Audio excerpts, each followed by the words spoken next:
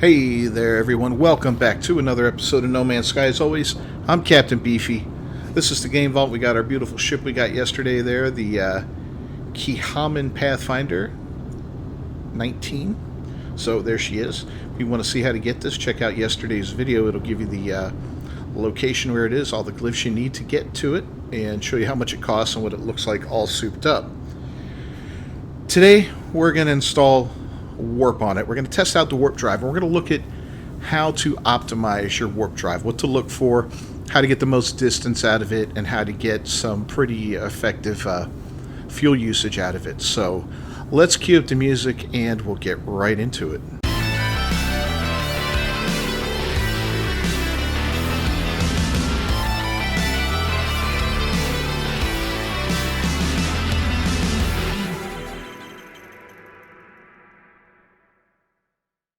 Alright, first and foremost, you start off the game. This is the very first warp drive you're going to get. It is just a basic warp hyperdrive. And as you can see on this ship, it gives us approximately 190, well, exactly 190.4 range for warping in space. That's not much. It's not a lot of light years, right?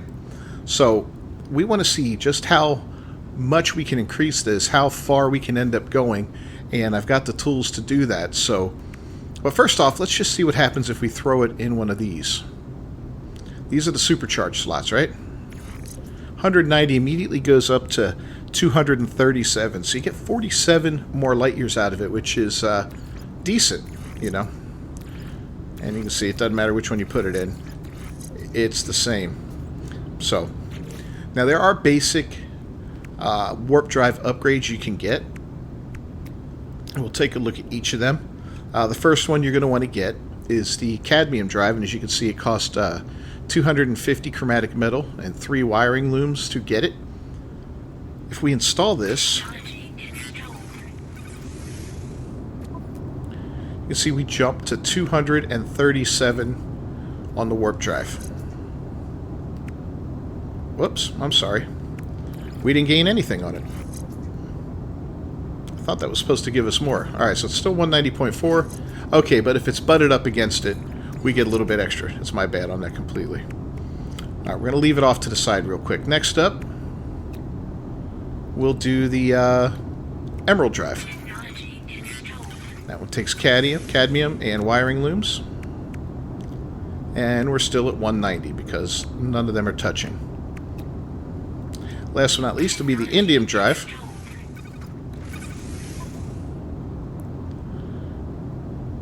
And we're still at 190.4. But if we start putting these together, see, we only have a range of 199.9, so they don't do much. But what these allow us to do is go to different stellar bodies, red stars, blue stars, and green stars. And this will open up the entire galaxy to you. So I recommend getting all these. I know I did a recommendation video for what to get for your ship early on, and these are on the list because you want to be able to travel to the most different places you can, you know. Let's put it over here. We're back down to 190. And as you can see, there's no difference there, right? Pop that there, though, and there's a difference. So these things are a waste in the supercharged slots. You don't want to put them in there. Now we do have another warp technology we can insert, and that is the emergency warp unit. Now again, this one does nothing for warp distance, even if it's paired up with the actual hyperdrive. Here, we gain a little bit. Here, we gain absolutely nothing. Super drives, or super slots, all of it, none of it. Doesn't work. It even doesn't connect it this way, like this 190. And see, it still is just a basic 190. So this exists separately from the rest of these basic units. The only thing this is good for is getting out of a jam. Andre mentioned like using it when you get stuck. Like sometimes you'll get stuck in space. Maybe you're trying to land on a freighter and you miscalculate and you end up stuck inside the frame of the freighter and you're just banging around like crazy. You can use the emergency warp, I guess, to escape that situation, or to escape combat. If you're in pretty bad shape, you can just warp on out of there and get free. Alright, we're going to go up in space to do the rest of this. Alright, we'll look at a couple other configurations real quick of just these without any modules, right? We'll start with the cadmium drive, and again we get up to 190, 199.9.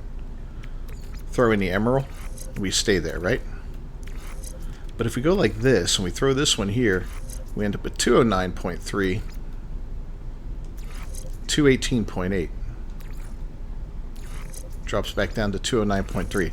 So these will piggyback off of the actual hyperdrive itself and get you a little more distance from it. Now, we'll go to the map here, the galaxy map. And like here's an example of a red star, right? Boom, there's one right there. Here's an example of a green star. And here's a blue star. So the corresponding drives are what's required to get to those. And we'll get back out, go back in here. So, and the way you put these in order is the B, the cadmium, then the emerald, and then the indium. The cadmium will allow you to gather what you need, cadmium, to build the emerald drive, and the emerald will get you what you need, emerald, to build the indium drive. So what happens if we get rid of these and we get a new one? Do we need to keep these on there? Let's see. So we'll go ahead and store this for now. We'll store that for now. So all we have is the indium drive, and this is the one that lets us go to blue stars, right? That's all we got left.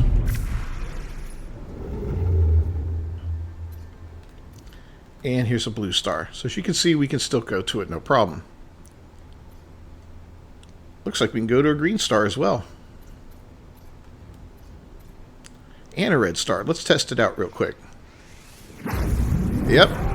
Working just fine. Now, I know it wasn't always the way, this wasn't always the case in the game from what I understand. I understand earlier games 7 years ago or whatever, you had to have every drive installed. So if you are starving for space, I mean, in your inventory, in your technology slots, then you may want to get rid of the lower one to allow for the higher one, because the effects do work for all of them below. But we're going to put these back in for now. Let's go ahead and reinstall. And reinstall. Now, hyperdrive modules.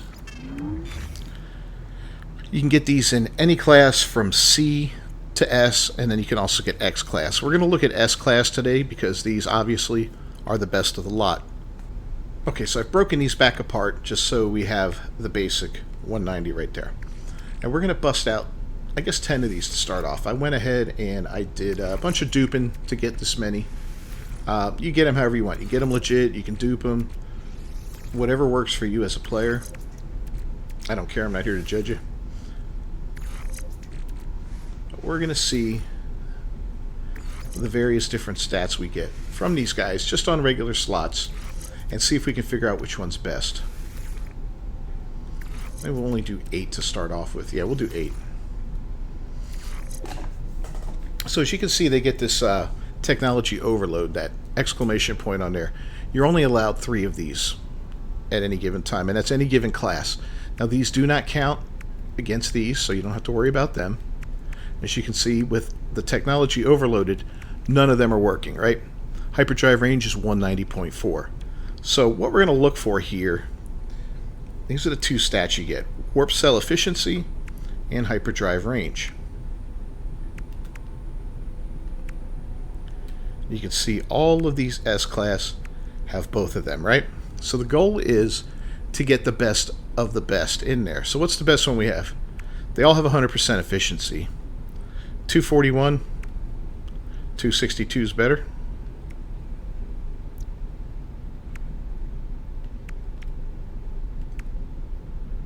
.265 is the best. It's the first one we actually opened. So we're going to go ahead and dismantle the rest of these for now. You might be saying, oh, why? You might not get better ones. Well, you know, just the same way we duped these, we can dupe the best of the best on a planet's surface. That's easy piece of cake type work. But we're going to pop open a couple more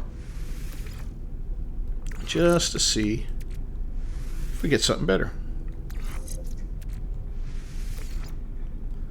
So we get 265 was the top end.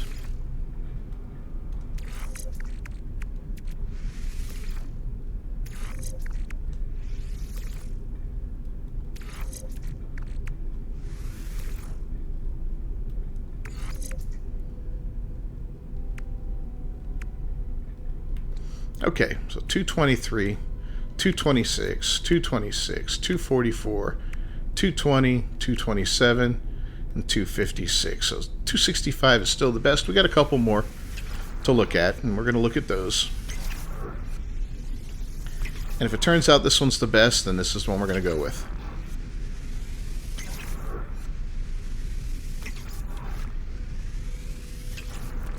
Alright, so we got 5 more to go.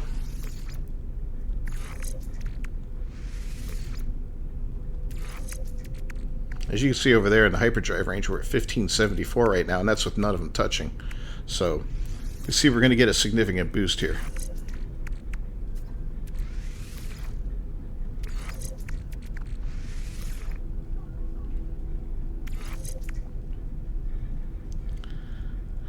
$222. That's a no. No. Nope.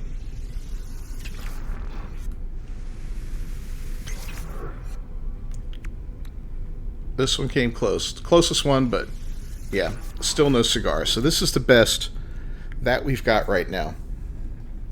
And with none of these touching, let's go ahead and move this one down here out of the way so we're not even looking at it. With nothing touching and only one of these, we have 691 hyperdrive range, right? That's with a 265 hyperdrive bonus. That seems kind of odd. Let's store it and see something.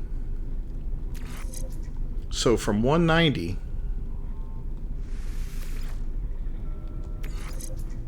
to 691, so that 265 range isn't quite accurate as far as the number goes. The number is much higher, as you can see.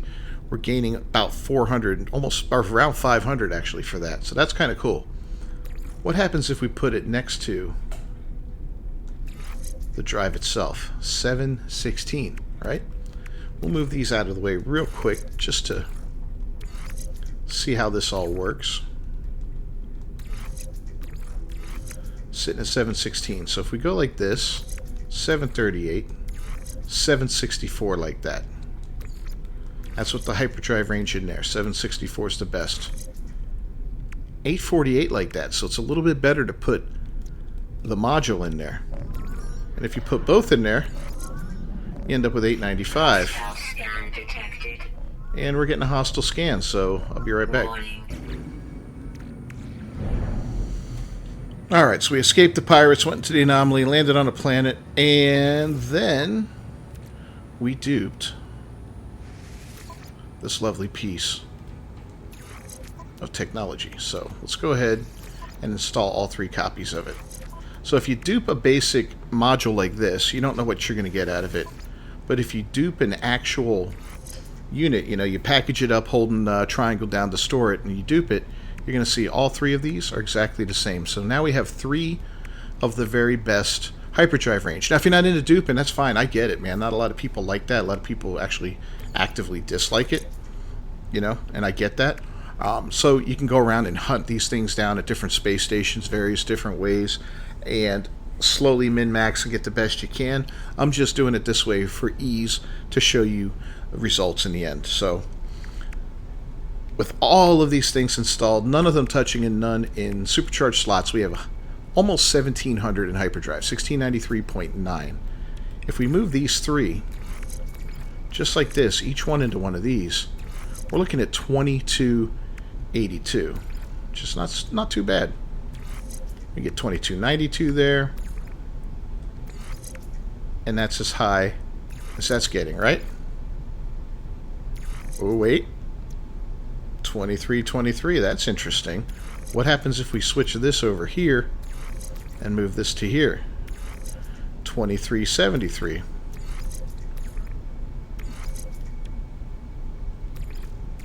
You see how it works? So you get bonuses, you get proximity bonuses on these things from having them next to each other. And 2345, 2373. Now, these all have the same color, right? This one, we'll bring it back up here just to show you, has a different color around it. You don't get a proximity bonus from this. It's a slight, well, it's blue like these, but you still, there's nothing, right? So, based on the setup of our slots right now, this is the best hyperdrive setup we have, correct? Let's do some shifting around, see if we can get better than 2373. Nope, not like that. Not like that.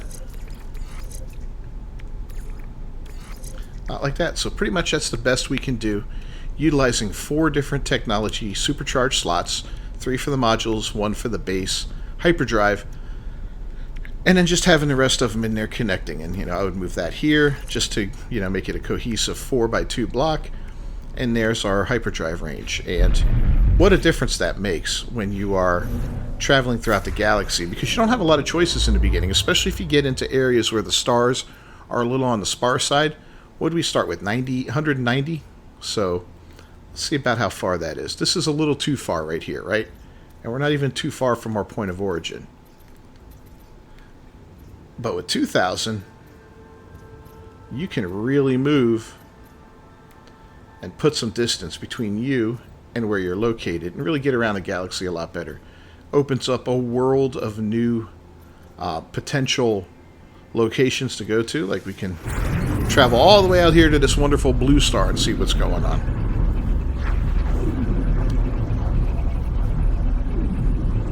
And we're going to do that real quick, obviously.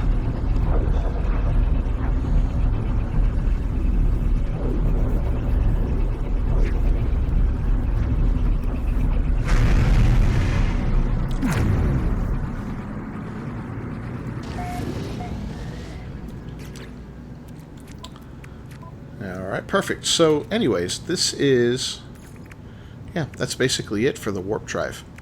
So we got 2373 out of this ship. The different ships styles, like shuttles and explorers and all that, have different warp ranges. Some tend to be better than others, where like explorers will have the best hyperdrive range. I'm pretty sure these exotics are pretty good in all the stats, damage potential, shield strength, maneuverability, and all that. They're like on the better end of most of those things.